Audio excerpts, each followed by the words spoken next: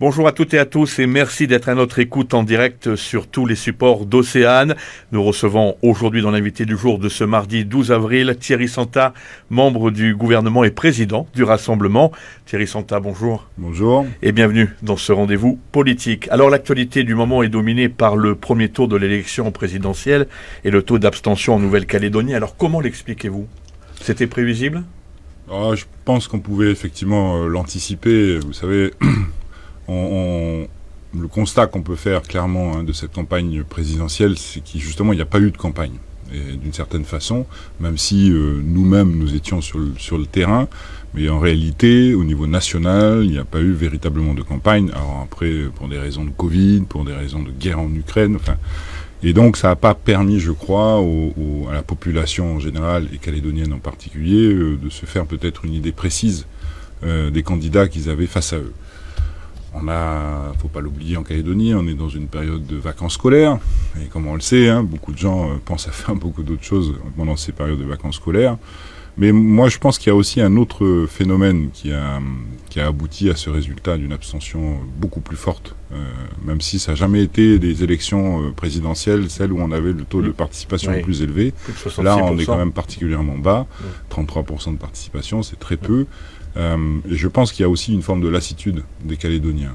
Vous savez, en 5 ans, là, ils ont voté, je ne sais plus, 6 ou 7 fois. On a voté pour bien sûr, les référendums, les élections provinciales, municipales, européennes. A fortiori, quand les référendums, c'est des questions binaires où finalement, ils n'ont pas grand-chose à dire que oui ou non face à la question. Là, c'est des élections pour des personnalités qui sont à 18 000 km, donc ils n'ont pas forcément la perception de l'importance de cette élection pour la Calédonie. Voilà, je pense que c'est tous ces phénomènes-là qui font qu'on arrive à ce taux de participation très faible. Et vous le déplorez, Thierry Santa ? Bien sûr, bien sûr. Je considère que le droit de vote est un droit qui a été acquis de haute lutte par nos anciens, et ça fait partie de nos devoirs d'aller voter et d'exprimer notre opinion. C'est comme ça que la démocratie fonctionne. Et c'est la meilleure façon de faire, en l'occurrence.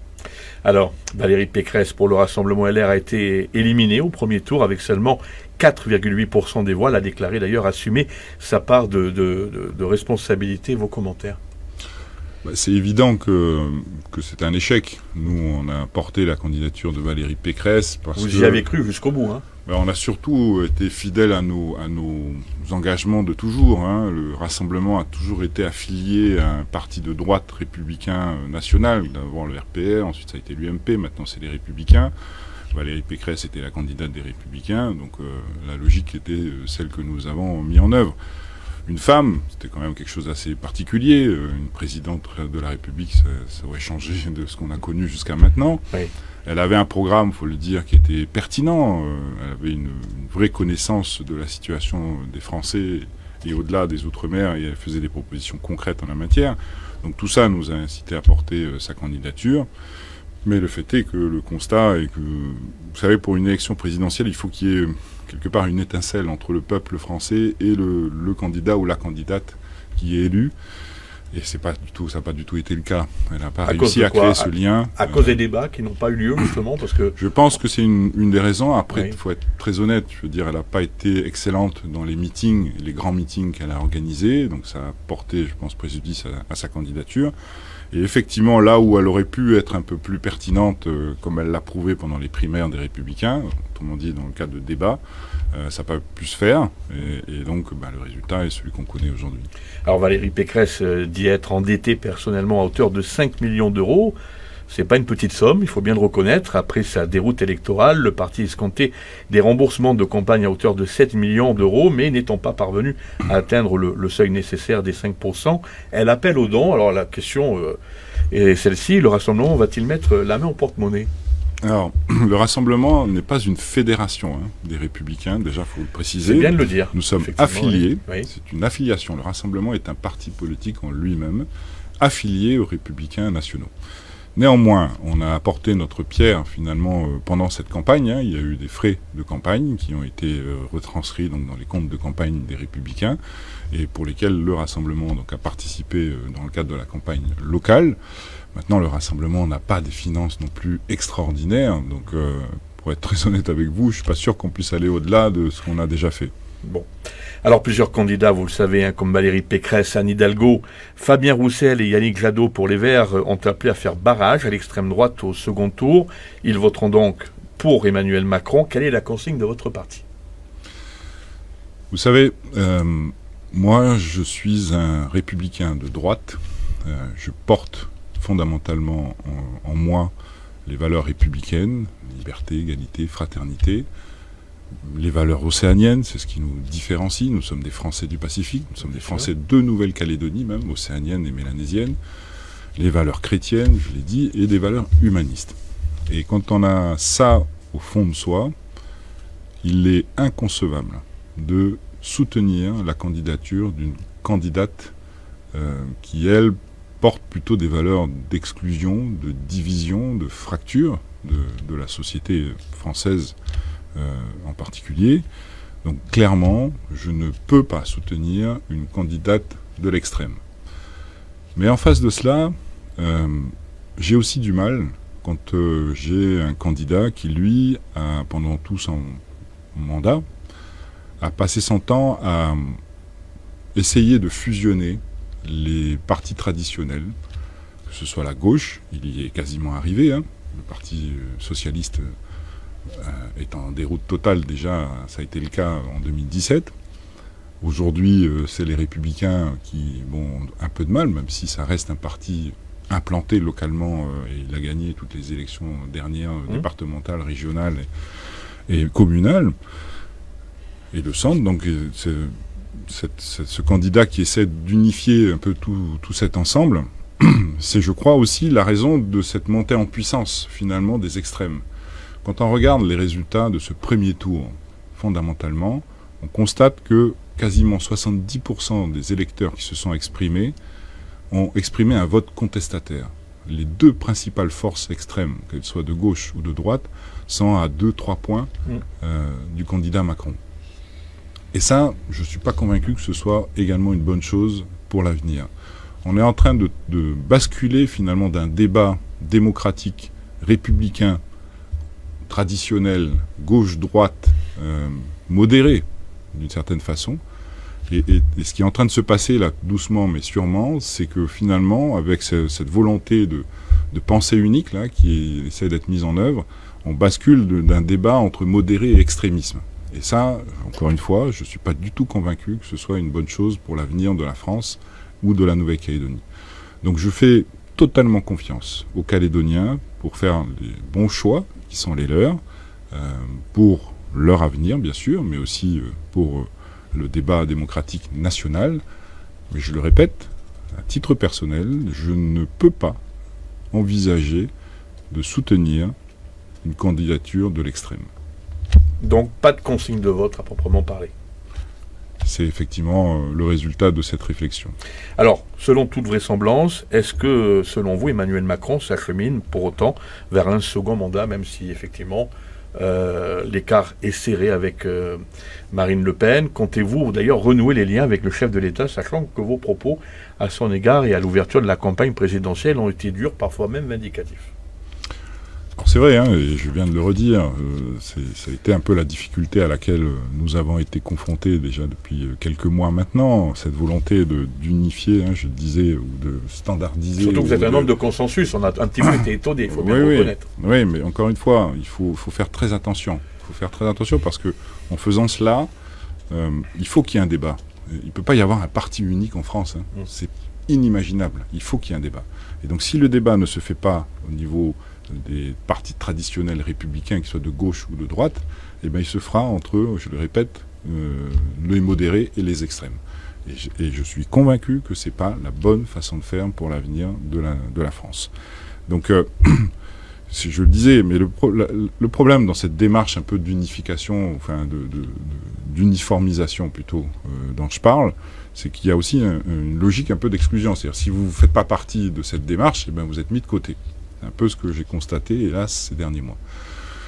Néanmoins, je veux juste dire aux auditeurs que, vous savez, j'ai été président du gouvernement. J'ai géré une crise sanitaire, j'espère de manière satisfaisante pour les Calédoniens, À l'époque, c'était déjà le gouvernement d'Emmanuel Macron qui était à la manœuvre. Ça ne m'a pas empêché de travailler tout à fait correctement et d'essayer de faire les choses au mieux en lien étroit avec l'État pour que les choses se fassent de la meilleure façon possible, en même temps que je l'ai fait en lien de manière très consensuelle, comme vous dites, avec toutes les autres collectivités calédoniennes, que ce soit le Congrès, le CESE, les provinces, bien sûr, et même le Sénat coutumier et les autorités coutumières. Et c'est ce qui a permis, j'en suis convaincu, d'arriver au résultat que tout le monde a en mémoire, d'une Calédonie qui a vécu pratiquement normalement, quand même, pendant 2 ans, alors que le reste du monde était confiné ou portait des masques partout. Enfin, je ferme la parenthèse. Ce que je veux dire par là, c'est que quelles que soient mes responsabilités futures, faire de la politique, ça ne veut pas dire forcément simplement discuter entre amis. C'est faire de la politique, c'est faire de la politique avec tout le monde. Et surtout quand on a à l'esprit la volonté qui est la mienne de faire en sorte qu'ici en Nouvelle-Calédonie, tout le monde s'accepte, tout le monde se respecte dans ses différences, dans ses façons de vivre, dans ses modes de vie, dans ses traditions, dans ses coutumes, dans tout ce qui fait de nous ce que nous sommes. C'est par le respect et par le dialogue. Et ça veut dire pouvoir discuter avec tous ceux qui ont la même façon d'agir que soi pour faire avancer les choses. Donc le débat n'est pas rompu avec Emmanuel Macron Bien sûr que non, en tout cas pas de ma part. Oui, mais c'est un risque. Pas de la mienne. Est-ce que ça risque de fragiliser le parti que vous représentez ? Je pense pas, encore une fois, je vous le disais, je veux dire, l'intelligence en matière politique, c'est de pouvoir discuter avec tous ceux qui veulent discuter. Moi, je suis ouvert à la discussion dès lors qu'elle est constructive et dès lors qu'elle se fait de manière respectueuse entre les individus qui discutent. Alors on le rappelle, vous êtes également membre du gouvernement qui connaît depuis un certain temps des tensions entre les membres de l'Avenir en Confiance et les élus indépendantistes. Ces tensions persistantes vous permettent-elles d'envisager finalement de renverser le gouvernement Mapou en août prochain, sachant que les indépendantistes n'ont plus la majorité au Congrès ? Alors, est-ce que c'est envisageable ou finalement on est je trouve que vous allez un peu vite en besogne quand vous dites que les indépendantistes... C'est une question que tout le monde se pose. N'ont plus la majorité au Congrès. Si vous faites référence au fait que l'éveil océanien ait quitté le groupe UCFLNKS dernièrement, ça ne veut pas dire qu'il n'y a plus de majorité qui s'exprime. La majorité, c'est le vote. C'est pas le fait de faire partie d'un groupe ou pas, en l'occurrence, c'est ce que vous votez à la fin. Le seul constat, moi, que je fais, j'essaie d'être factuel. Vous savez, les effets d'annonce comme ça peut faire plaisir à certains. Moi, je suis très factuel, en tout cas, j'essaie de l'être, et je constate que l'éveil océanien a voté tous les derniers textes que les indépendantistes ont présentés d'abord au gouvernement de la Nouvelle-Calédonie. Je parle de la réforme fiscale, je parle du débat d'orientation budgétaire, je parle du budget. Au Congrès, ils ont voté quand même... Alors, ça a été subtil, c'est-à-dire qu'ils se sont abstenus au moment du vote du budget. Néanmoins, pendant toute la discussion, avant que nous quittions l'hémicycle, sachant que la manière dont les choses se passaient était inacceptable, avant que nous quittions l'hémicycle, nous avons fait des propositions d'amendements quand même pour faire évoluer le budget. Et ceux-là, ils ont voté avec les indépendantistes contre nos amendements. Et effectivement, au moment où on est parti, il n'y avait plus forcément de nécessité de voter avec les indépendantistes. On serait resté, je suis sûr, qu'ils auraient voté le budget avec les indépendantistes. Mais enfin, après, c'est des conjectures. Le fait est que, le résultat, c'est que tout ça s'est mis en œuvre. Aujourd'hui, ils quittent le groupe UCFLNKS, mais j'attends de voir quelle sera leur réaction dans les prochains textes à venir. Il y en a un en particulier auquel je pense, c'est la réforme fiscale de Gilbert Thuénan, où il faudra se positionner, les uns et les autres. Parce qu'aujourd'hui, telle qu'elle est, cette réforme n'est pas possible. Elle est destructrice. Elle va tuer l'économie calédonienne, elle va accentuer les inégalités sociales, elle va diminuer encore le pouvoir d'achat des Calédoniens, et on sait tous à quel point aujourd'hui ces sujets sont sensibles ici en Nouvelle-Calédonie, bien sûr en métropole, mais en particulier ici en Nouvelle-Calédonie. Alors justement, que faire en attendant, puisque vous l'avez dit à plusieurs reprises, et notamment dans d'autres médias, le gouvernement ne peut plus fonctionner tel qu'on le connaît aujourd'hui.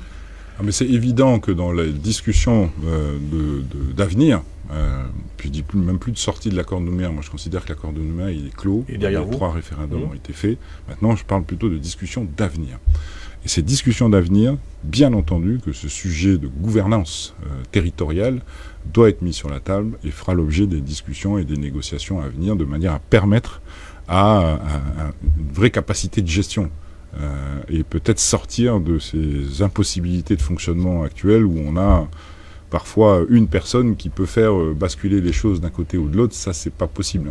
C'est pas possible. Si on a une vraie démocratie, c'est qu'il y a une majorité à un moment donné qui gouverne. Ça n'empêche pas qu'il y ait une expression minoritaire, mais à redéfinir peut-être, à restructurer, je ne sais pas comment le dire autrement. Mais tout ça, forcément, devra être échangé pendant ces négociations à venir. Alors, parlons des législatives, vous avez décidé de vous investir dans la seconde circonscription, et vous devez d'ailleurs annoncer ce jeudi 14 avril à Koné, celui de Houssel, qui sera donc votre suppléante d'explication. Alors effectivement, on a annoncé notre candidature assez rapidement pour les élections législatives. Je le disais tout à l'heure, je pense que les Calédoniens sont fatigués. Il y a une forme de saturation du vote finalement, un peu sur des choses binaires, d'une certaine façon. Moi, je me suis efforcé depuis maintenant plusieurs mois, je pense que tout le monde l'a remarqué, de changer un peu ma méthode de faire de la politique. Parce que le constat que je fais, hélas, c'est que les responsables politiques, et quand je dis ça, je pense en particulier aux responsables indépendantistes, qui ont un discours de plus en plus radical et qui, pour moi, est de plus en plus déconnecté de la réalité du terrain. Et j'en veux pour preuve tout le travail que nous avons mené auprès de la population, dans nos tables rondes citoyennes, où on est allé au contact de la population, partout sur le territoire, pour évoquer différents sujets, que ce soit l'environnement, que ce soit l'économie, l'éducation, la santé, l'identité, la coutume, même la place de la Calédonie dans le monde. Toutes ces thématiques-là ont fait l'objet de tables rondes citoyennes, et le discours que j'entends sur le terrain, de toute sensibilité, en l'occurrence, n'est pas du tout celui que j'entends dans nos institutions, et en particulier dans les groupes politiques, quand il y a des comités ou autres qui se réunissent. Donc il faut sortir de cette politique politicienne, dogmatique, de posture, pour essayer de mettre en œuvre une démarche plus consensuelle et plus constructive. C'est-à-dire partir du bas pour finalement essayer de trouver la solution institutionnelle qui réponde au mieux aux attentes des Calédoniens. Donc c'est la démarche, encore une fois, que nous avons mis en œuvre avec nos tables rondes citoyennes. C'est ce que l'État a fait déjà un peu en début d'année 2021 avec une consultation citoyenne qui avait mené. Il en refait une autre en ce moment-là. Oui. Je sais que le CESE s'est auto-saisi sur des questions de société. Mais vous ne l'aviez pas fait, je vous coupe 30 secondes, Thierry Santa, vous ne l'aviez pas fait juste avant les votes du deuxième référendum. Vous aviez tous les groupes loyalistes réunis, vous aviez fait une consultation par Internet avec des thèmes de société. On n'a jamais véritablement vu la couleur de... Moi, en tout cas, ce que j'aurais souhaité, c'est que l'État, après sa consultation par un cabinet d'études, de sondages et autres, en début d'année 2021, aille plus loin et organise ces fameuses tables rondes citoyennes, c'est-à-dire aille sur le terrain et mettre les gens les uns en face des autres. C'est comme ça qu'on fait évoluer le dialogue et c'est comme ça qu'on fait évoluer la compréhension mutuelle des difficultés auxquelles on est confronté. Sinon, on reste, encore une fois, dans nos postures respectives. Le fait de se parler, ça permet peut-être de comprendre comment, finalement, l'autre voit le même phénomène que vous, mais de manière différente. Et ça, l'État n'a pas voulu le faire, et c'est la raison pour laquelle... Elle a estimé que c'était la responsabilité des politiques... non, voilà. Je pense que peut-être qu'il a considéré que c'était pas le moment. Enfin, je n'ai pas de réponse claire à cette question. En tout cas, moi, je considérais que c'était absolument nécessaire, et qu'il fallait profiter de cet espace-temps un petit peu creux du début d'année 2022, où je savais pertinemment qu'aucune discussion n'allait pouvoir se tenir juste après le troisième référendum, et surtout juste avant les élections nationales présidentielles et législatives. Et donc c'est la raison pour laquelle j'ai pris cette décision, que sur les 2 mois de février-mars, on a organisé ces fameuses tables rondes. On va en faire une synthèse publique, parce que je reste dans la logique de neutralité qui est censée être ce genre de travail, pour ce genre de travail, et donc je me suis engagé à rendre public tous les travaux de ces tables rondes. Ça devrait être le cas d'ici la fin du mois d'avril. Chacun en fera ce qu'il veut. C'est ma contribution à cette réflexion avec la société civile de l'avenir de la Nouvelle-Calédonie, avec toutes les autres qui vont arriver, de manière à ce que nous, les politiques, le jour où on va être autour de la table, qu'on ait cette matière face à nous, et qu'on réfléchisse, encore une fois, à la meilleure façon d'organiser nos institutions demain. Moi, dans mon esprit, je ne suis pas arrêté sur telle ou telle proposition d'ores et déjà. Je considère que ce travail est primordial et que c'est à partir de ce travail-là qu'il faut ensuite réfléchir à comment on répartit les compétences entre les institutions, comment on répartit le financement des institutions qui vont avec. C'est toute cette réflexion qui va venir dans un deuxième temps, sur la base donc de ce socle commun qu'on aura d'information de la population civile. Est-ce que vous estimez que les mentalités ont changé ?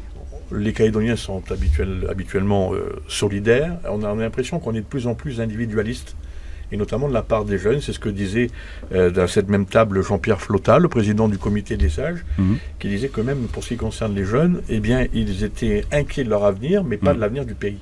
Oui. Est-ce que ça, vous l'avez ressenti dans les échanges ou dans ces consultations citoyennes? Je prends l'exemple des jeunes, je pourrais prendre d'autres exemples. Non, mais vous avez pas forcément vu les choses de cette façon-là, mais maintenant que vous me posez la question, c'est un constat effectivement qu'on peut faire, mais enfin après faut toujours encore une fois faire attention à la généralisation des choses.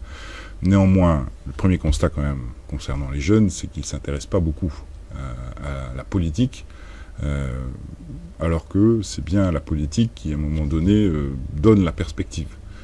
Et la politique au sens noble du terme, je ne parle pas de la politique politicienne. Et donc c'est bien après, en allant voter aux élections, qu'on participe véritablement à la politique, où chaque voix, finalement, a son importance dès lors qu'elle s'accumule avec les autres. Et ça, le constat est assez évident, les jeunes ne participent pas forcément beaucoup aux différentes élections. Mais après, vous avez raison aussi, on a aussi quand même un certain nombre de jeunes qui se préoccupent de leur avenir. Alors, peut-être, comme vous dites, plus de leur avenir que de l'avenir du reste du pays, oui.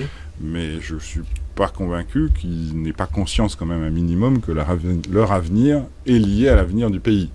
Donc voilà, il y a ces deux groupes-là. Très honnêtement, le premier groupe, à mon sens, est beaucoup plus nombreux que le second qui s'interroge quand même sur son avenir et donc l'avenir du pays. Bon. Eh bien, c'est ce que nous allons retenir. Alors, Thierry Santa, nous étions en train de parler des législatives, de votre candidature dans la seconde circonscription. J'aimerais peut-être, pour les auditeurs, avoir les grandes lignes des thèmes de campagne que vous allez nous proposer.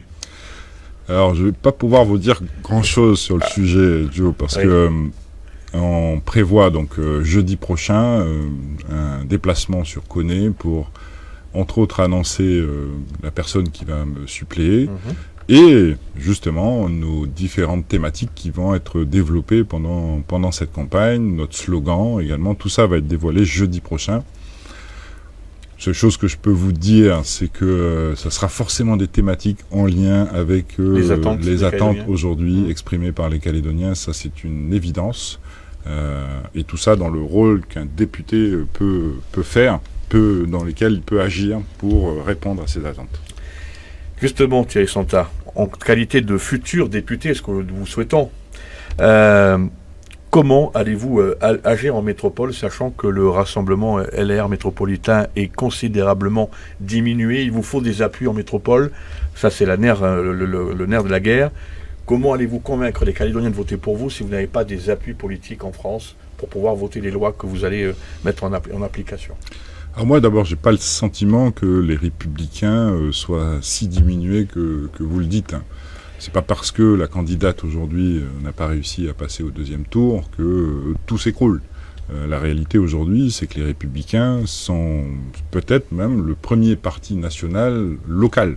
Je parle des municipales, des départementales, des régionales, qui ont été gagnées par les Républicains, en tout cas toutes les dernières qui se sont tenues ces dernières années. Malgré le fait que, rappelez-vous, le candidat Les Républicains, enfin l'UMP à l'époque, n'avait pas passé le premier tour non plus des présidentielles en 2017.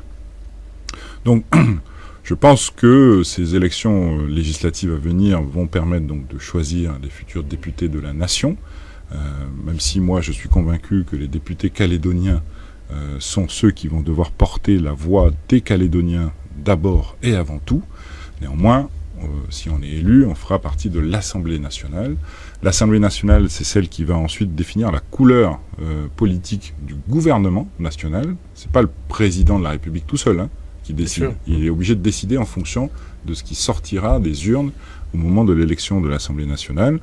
Et donc, c'est ce qui va définir le prochain gouvernement national. Et je suis convaincu que les Républicains joueront un rôle dans cette future Assemblée nationale. et donc dans ce futur gouvernement de la République. Sachant qu'enfin, c'est le gouvernement de la République qui sera autour de la table des négociations que j'ai évoquées tout à l'heure pour l'avenir de la Nouvelle-Calédonie entre loyalistes d'un côté, indépendantistes de l'autre et l'État. C'est bien 3 partenaires qui seront les uns en face des autres. Justement, parlons justement de l'avenir, du futur de la Nouvelle-Calédonie aujourd'hui, au regard de ce qui vient d'être encore dit par Daniel Goa, par l'Union calédonienne hier lors d'une conférence de presse, pour notamment revenir un petit peu sur les temps forts du 52e congrès qui s'est tenu avant, on le rappelle, il y a 2 semaines. Est-ce que cela vous inspire du bon, du mauvais, des inquiétudes ? Vous savez, est-ce qu'on va pouvoir malgré tout, est-ce que vous allez pouvoir malgré tout vous mettre autour de la table pour discuter, pour dialoguer ? Est-ce qu'on a... Je le disais tout à l'heure, on a face à nous des élus indépendantistes qui restent dans leur posture archaïque, malgré le choix de la majorité des Calédoniens de rester français, exprimé à 3 reprises, et même le 3e référendum est légitime politiquement parlant, et qui restent malgré tout dans ces postures archaïques. Et je parle bien de posture. Vous savez, je pense que les élus indépendantistes ont toujours agi de cette façon-là et ont du mal à changer leur discours malgré les événements qui les entourent. Mais de là à penser qu'ils sont seuls au monde et qu'ils vont décider seuls de l'avenir de la Nouvelle-Calédonie, c'est même eux, je crois, n'y croient pas. Comment on peut imaginer que l'avenir de la Calédonie va se discuter entre indépendantistes et l'État uniquement ? Ce n'est pas possible. Nous avons autant de légitimité, nous, les non-indépendantistes, ici en Nouvelle-Calédonie, qu'ils en ont, eux, indépendantistes, mélanésiens, ici en Nouvelle-Calédonie. C'est ça la réalité de notre pays. On est au XXIe siècle, on n'est plus au XIXe siècle. Autant je reconnais cette place un peu particulière du peuple premier mélanésien, autant on ne peut pas imaginer que les discussions d'avenir ne se fassent pas tous ensemble.